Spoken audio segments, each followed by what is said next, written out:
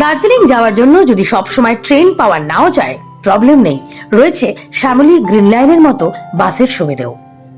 আমরা শ্যামলীতে করে গেছিলাম আর গ্রিন লাইনে করে ফিরেছিলাম। কেমন ছিল সেই অভিজ্ঞতা, কোথা থেকে টিকিট কাটতে হবে, কোথায় কোথায় বাস দাঁড়ায়, কতক্ষণ দাঁড়ায়, সমস্ত ইনফরমেশন আজকে এই ভিডিওটাতে থাকবে।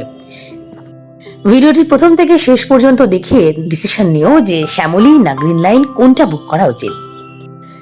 এর পরবর্তী ভিডিওতে দার্জিলিং নিয়ে আসবো। আমরা দার্জিলিং এর সাথে লামাহাট্টা, তিনচুলে, তাগদা তিনটি জায়গায় সাইট সিন করেছিলাম। কেমন ছিল সেই ট্রিপ, তার অভিজ্ঞতা এবং কোন হোটেলে ছিলাম, গাড়ি, সমস্ত বুকিং ইনফরমেশন নিয়ে পরবর্তী ভিডিওতে আসছি।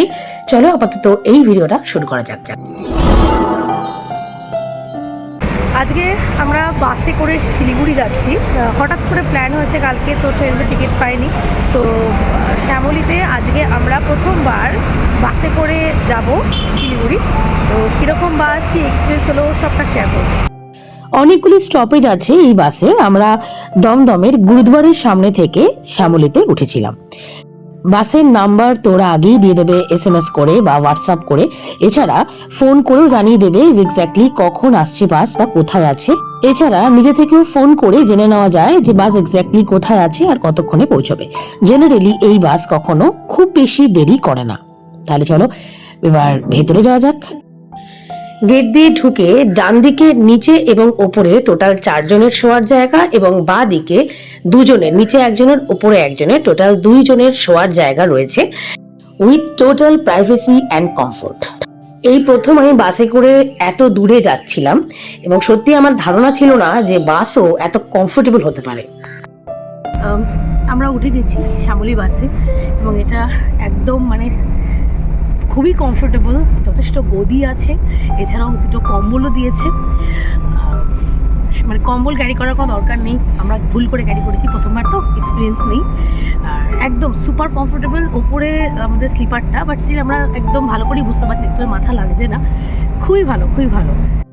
এবার একটু দেখিয়ে দিই ওরা কি কি দিয়েছে। 2টো ব্ল্যাঙ্কেট দিয়েছে, এছাড়া 2টো জলের বোতল, তার সাথে একটা কালো প্লাস্টিক নোংরা টোংরা ফেলার জন্য, এটা একটা ভালো কাজ করেছে। এবং 2খানা বেশ ভালো নরম বালিশ আর ফুল প্রাইভেসি পর্দা দেওয়া রয়েছে। পর্দা একবার দিয়ে দিলে পাশের লোক তোমাকে কোনোভাবে চেষ্টা করেও দেখতে পাবে না। পর্দা দুটো আবার আটকে দেওয়ার জন্য মাঝখানে গার্ডারও আছে। এমনকি 2 জনের মধ্যেও যদি আলাদা করার প্রয়োজন পড়ে সেখানেও পর্দা রয়েছে। ডান দিকে জানলায় পর্দা দিয়েও দিতে পারো অথবা বাইরের শোভাও দেখতে পারো।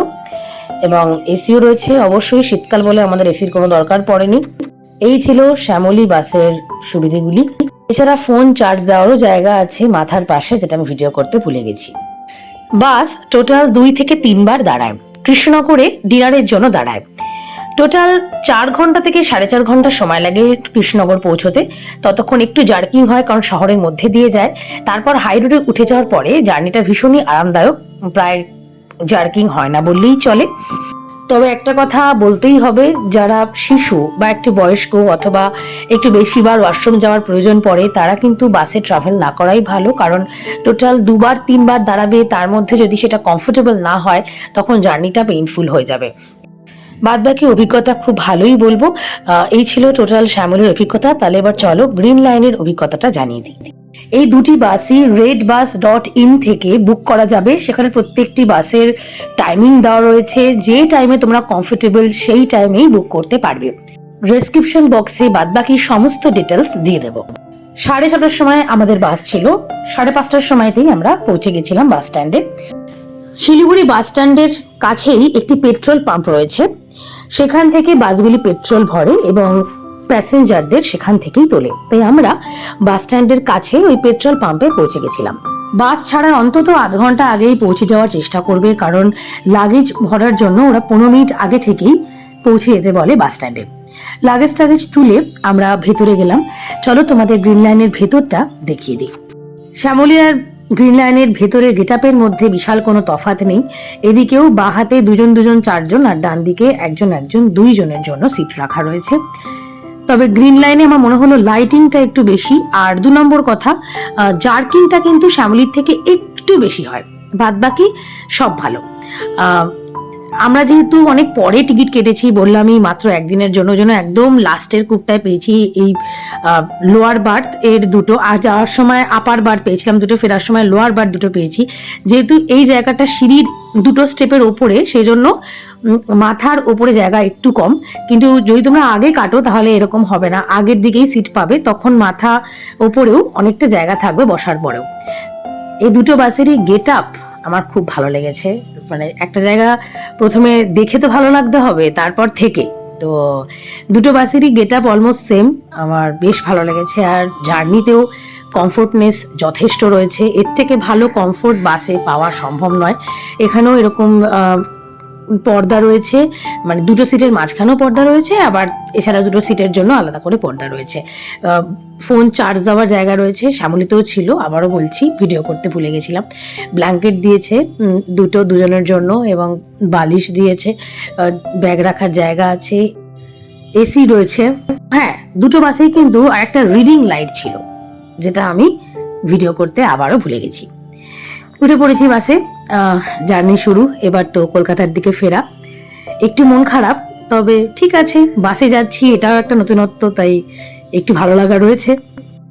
এক ঝলক দেখানোর চেষ্টা করছি কিভাবে বুক করবে। redbus.in এ চলে যাবে। রেড বাসে গিয়ে তোমরা বাস সিলেক্ট করে যে টাইমে কমফোর্টেবল, কোথা থেকে কোথায় যাবে সেটা আগে লিখতে হবে, তারপর কবে যাবে সে ডেট দেবে, দেন বাস সিলেক্ট করবে। সিলেক্ট করে পেমেন্ট করলেই তোমার বুকিং হয়ে যাবে। হোয়াটসঅ্যাপে বা ইমেলে, দুই জায়গাতেই সমস্ত ডিটেলস চলে আসবে। দুটো বাস মোরলেস আমার সেমই লেগেছে, তবে শ্যামলীতে জার্কিংটা একটু কম, গ্রিন লাইনে সে তুলনায় জার্কিং বেশি লেগেছে, কারণ বাস শ্যামলীর থেকে গ্রিন লাইন বেশি জোরে চলে, যেটা আমার ওই দিনের অনুভব ছিল। এই ছিল শ্যামলী আর গ্রিন লাইন। আশা করি তোমরা ডিসাইড করতে পেরেছো যে কোনটায় গেলে ভালো। আজকে এখানেই শেষ করছি, দেখা হচ্ছে খুব শিগগিরই।